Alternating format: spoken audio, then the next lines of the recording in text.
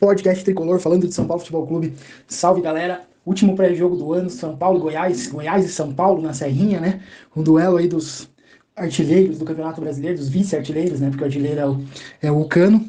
O Pedro Raul do Goiás, a grande revelação aí do Campeonato Brasileiro, especulado em vários clubes para a próxima temporada, versus o Caleri, né? Que é o nosso centroavante aí que vem fazendo a maioria dos gols do São Paulo.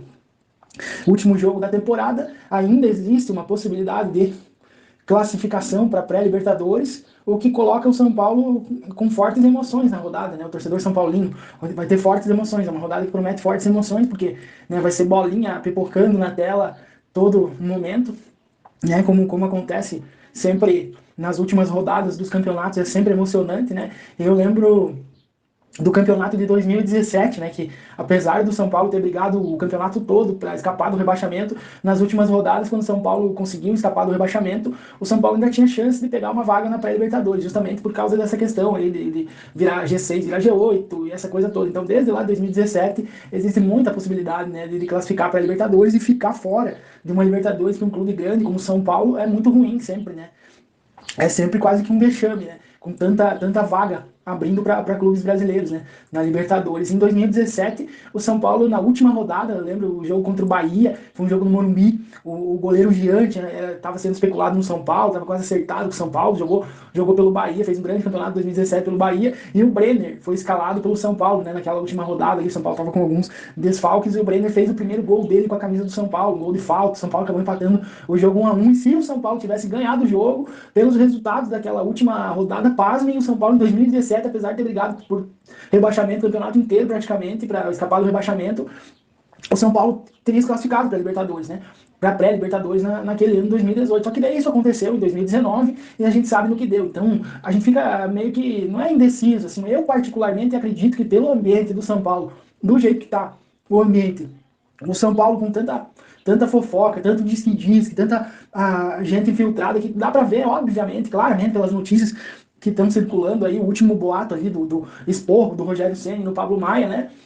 Num treino, tá vazando coisas do São Paulo, e tá vazando de gente que quer realmente tumultuar, de gente que quer bagunçar o ambiente que já não é legal desde a derrota pro Independente Del Valle na final da Copa Sul-Americana, porque a grande verdade é que a temporada do São Paulo dependia daquele jogo, né? Se criou toda uma expectativa, né, que o São Paulo pudesse voltar a ser campeão, né, naquele jogo, e acabou que o São Paulo fez um dos piores jogos da temporada no jogo mais importante do ano, então alguma coisa tem de errado, e aí de lá para cá pipocou, questão de salário atrasado e coisas, e problemas estruturais relacionados com diretoria e comissão técnica, que são problemas recorrentes no São Paulo, né, que é coisa que a gente escuta no São Paulo já desde 2017, justamente, lembra que em 2017, né, o Cueva, que era um dos principais jogadores do São Paulo, teve alguns atritos ali com o Dorival Júnior e tinha vezes que ele era convocado para a seleção do Peru às vésperas de Copa do Mundo ali, e o Cueva não se apresentava, simplesmente não se apresentava para o retorno, para os treinos, e o time jogando ali jogos importantes, disputando a possibilidade de escapar do rebaixamento, né? Jogando contra a chance de rebaixamento, né? Terrível que o São Paulo que seria para o São Paulo. Então, desde ali, eu acho que o elenco do São Paulo, o ambiente do São Paulo começou a ser minado, né? E aí os outros jogadores que vêm para o São Paulo, provavelmente eles já vêm com a cabeça feita, né? Ó, o São Paulo é assim, é assado, que acontece as coisas e lá é diferente, porque a gente percebe a mudança clara de postura do jogador quando ele sai do São Paulo e vai para outro clube, né? A gente já viu vários jogadores saírem do São Paulo como refugos do São Paulo ali, saírem queimados e irem para outros clubes e dar uma resposta positiva, né? Eu vejo muito exemplo do Grêmio, 2017, né? Teve o Michael, o zagueiro, o o Rodolfo, aquele zagueiro que voltou para o São Paulo e não deu certo, aí saiu do São Paulo para o Grêmio e acabou tendo um destaque no Grêmio e foi pro Flamengo. E aí, depois, no time do Renato Gaúcho, o Grêmio tinha o Michael, né, que era um jogador que era muito criticado pela torcida do São Paulo e muito queimado no elenco ali, mas que o Muricy gostava muito do Michael na época que o Muricy era treinador. E o Michael saiu do São Paulo, né, saiu chateado e no Grêmio deu uma resposta muito positiva, tanto que o Michael era capitão do time do Grêmio nas conquistas de Copa do Brasil, Libertadores. Então, no São Paulo é óbvio, é claro que tem coisa errada internamente, né? Então a gente vem discutindo muito essa questão da carta branca ao Rogério Ceni e cada vez eu vou tendo mais certeza de que é uma decisão que tem tudo para dar certo. Pode dar errado, né? Dar carta branca para o Rogério, pode ser que ele não consiga, mas aí eu vou dizer para vocês, meus amigos, se o Rogério com o Muricy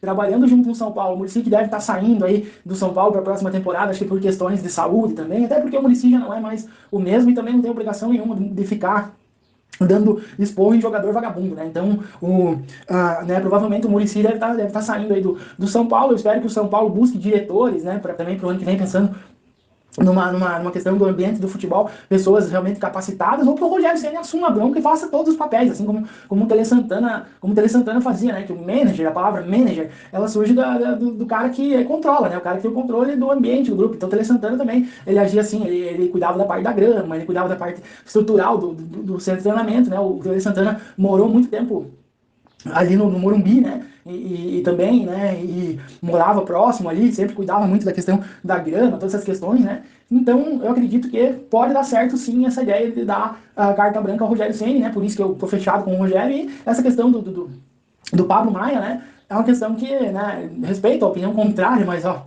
hoje em dia, a gurizada de Cotia que tem toda a estrutura que eles têm da formação, né, recebem um tratamento diferenciado ali. O moleque chega no São Paulo com 10, 12 anos, tem escola de qualidade, tem alimentação, tem estadia, recebe dinheiro, sustenta a família. Muitos dos atletas de categoria de base assinam contratos de forma, o contrato é feito com os pais, né? E aí o clube dá uma ajuda, né? O clube paga para os pais do atleta. Então tem toda a estrutura e pensa, você com 10, 12 anos tem a oportunidade de buscar o teu sonho, que é ser jogador profissional dentro do clube do São Paulo, com toda a estrutura, vem que o São Paulo vem defasando nos últimos anos, mas mesmo assim é uma estrutura muito boa, a estrutura de Cotia, só que é uma estrutura viciada, né, que mima muito os jogadores são muito super protegidos, né, lá em Cotia o Alex, inclusive, deu uma entrevista outro dia, ali eu acho que foi no Flow, no podcast do Flow, que ele fala sobre essa questão ali dos mimados, né, da galera de Cotia ter alguns privilégios, algumas questões, e resulta nos jogadores que vêm para o São Paulo e acabam não tendo o resultado que o torcedor gostaria. Porém, todavia, entretanto, eu estava vendo uma reportagem agora há pouco aí no Globo Esporte, sobre as Copas do Mundo, e eu fiquei pensando, né? O São Paulo sempre tinha jogadores, o São Paulo, nas Copas que o Brasil foi campeão, sempre tinha jogador do São Paulo e sempre tinha jogador do Palmeiras, né? Então, esse ano não tem jogador jogando no São Paulo, né? Representando o Brasil na Copa do Mundo. Mas o São Paulo está representado através de Cotia. Se não me engano, ali tem uns 5, 6. Tem o Militão, tem o Ederson, o goleiro, que foi formado na base de São Paulo, para quem não sabe, né? Tem o Casimiro, o Antony, que pode ser para mim, o Antony, se ele tiver a oportunidade, vai ser a grande revelação da Copa do Mundo, porque o Antony está vivendo o melhor momento da carreira dele, evoluiu muito depois que saiu do São Paulo, mais um indício de que tem coisa errada dentro do São Paulo, porque o Antony no São Paulo parecia um jogador, né, que foi jogar no Ajax e parecia outro jogador, né, e evoluiu tanto ao ponto de chegar no Manchester United e a contratação dele valer mais pro São Paulo do que a própria venda do São Paulo dele pro Ajax, então tem que corrigir essas coisas aí dentro do São Paulo. E em relação a isso, a seleção, eu tava pensando, né, se o Brasil trouxesse hexacampeonato aí, o Juvenal Juventus precisa ser lembrado, porque a Cotia, o Centro de Formação de Atletas, CFA Cotia, ele é idealizado pelo Juvenal Juventus, né? Foi um projeto da presidente do Juvenal Juventus que foi executado, né? E o investimento dá retorno para o São Paulo, porque todo ano o São Paulo revela jogadores, né? A grande questão é como o São Paulo tem revelado esses jogadores, né? Aí acontece uma situação dessa do Pablo Maia, que várias vezes o Rogério elogiou o Pablo Maia em coletivo, o Rogério falou muito bem, principalmente no Campeonato Paulista. O Rogério subiu o Pablo Maia, né? E da copinha ali, o Pablo Maia para mim era um jogador que ia ficar um pouco mais de tempo na base, pelo que eu tinha visto dele na copinha. Eu achava que o Pablo Maia seria um que ia demorar um pouco mais, foi um dos primeiros a subir, né? O Rogério subiu ele, em vez de subir, por exemplo, os jogadores ali como o Caio, como subiu depois, como os jogadores do ataque que vinham se destacando, ele preferiu subir o jogador de defesa do São Paulo, e aí acontece uma situação dessa de gente que claramente está querendo tumultuar o ambiente do São Paulo, e o Rogério vai receber crítica, obviamente, né? Porque agora tu não pode mais xingar o cara, né? Tu não pode mais cobrar do atleta que ele faça o que tem que fazer do jeito certo, né? Se você xingar, ele não vai ter personalidade, ele não vai conseguir absorver a crítica e vai te gerar problema, o empresário vai ficar emburradinho, né? E aí o que acontece isso aí, é o futebol moderno, né? Que falam, né? Porque na época do Tele Santana, pra quem não lembra, né? Tele Santana também era criticado por escalações, por erro de escalação. Só que Tele Santana não tinha conversa. Ele até tem um vídeo que eu posto aí na rede social, no Instagram. Quem quiser ver, dá uma olhada lá. O que Tele Santana fala, quem escala sou eu, não é a mídia, não é o torcedor. O torcedor pode dar palpite, pode dizer, mas quem escala sou eu, né? E a mesma coisa o Rogério Ceni, né? Errar e acertar nas escalações, ele vai acontecer, porque ele é um ser humano, mas é ele quem tá lá e é ele quem tá tentando fazer o melhor pelo São Paulo, né? E é isso aí, o ambiente do São Paulo para essa disputa por vaga na pré-Libertadores é o pior possível, né? Joga contra um adversário franco, atirador também, que já não tem pretensão nenhuma no campeonato, vai encerrar o campeonato em casa. E em relação aos resultados, que o São Paulo precisa. O São Paulo precisa vencer e precisa torcer para os adversários diretos aí, o Botafogo, que hoje está em oitavo com 53 pontos, e o Fortaleza e o América, que tem 52, não vençam seus jogos, né? Pelo menos não vençam. Né? Se houver 3 empates ali, Fortaleza, Botafogo, América empatarem e o São Paulo vencer, o São Paulo chega aos 55 pontos e alcança a oitava colocação. Né? Só que dentro desse panorama eu acho que é mais fácil acontecer os resultados que o São Paulo precisa do que o São Paulo ganhar e fazer a parte dele. Né? Tanto que eu nem vou né, nesse pré-jogo, nesse último pré-jogo, nem vou arriscar a provável escalação, porque tem muito disque-disque de jogador saindo, tem jogador que não veio pro São Paulo, pro jogo, né, não veio pro jogo, suspenso, jogador fazendo corpo mole, o Reinaldo, a gente sabe aí que tá saindo também, eu acredito que talvez nem jogue, né, e provavelmente o Rogério vai com um time bem alternativo aí, né, pra esse jogo. Acredito que vai jogar o Caleri mais 10, né, então, né, nem vou arriscar nada de provável escalação e vamos ver o que acontece. Mas assim como em 2017, né, eu acredito que pode ser que os resultados aconteçam, mas o resultado que o São Paulo precisa é o mais difícil de conseguir, né? Então, e também nem sei se é válido, se seria válido para o São Paulo ir para uma Libertadores, né, para uma pré-Libertadores, disputando um jogo de mata-mata, 2 jogos de mata-mata aí no início da temporada, correndo risco da temporada nem começar, né? E já ter um vexame histórico novamente. Mas, né, o que tiver que ser, vai ser. Vamos ver o que acontece aí. Se for para o São Paulo ir também, né, nunca é desmerecer o São Paulo numa Libertadores, que é a tradição que a gente tem ainda, pelo menos tem um peso na competição, e o São Paulo, qualquer adversário que for enfrentar, sabe que vai enfrentando um tricampeão da América, né? Então sempre tem isso também, né? Se o São Paulo conseguir. E duas informaçõezinhas aí de bastidor, que provavelmente vão dar uma movimentada na semana restante aí, na próxima semana, pré-Copa do Mundo aí, depois do encerramento do Campeonato Brasileiro. O Diego Costa, né?